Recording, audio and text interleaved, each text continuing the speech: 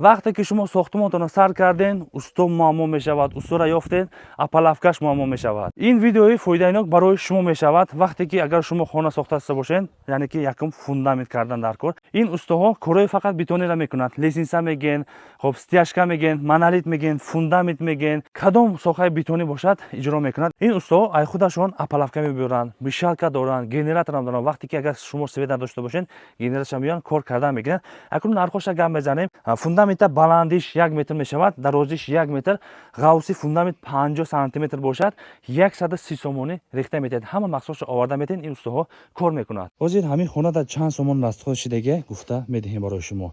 Фундамента баландиш 80 мешавад, ғавсиш 50 сантиметр, тақрибан 1 2 3 4 5 хонада қати калидориш 5 хона.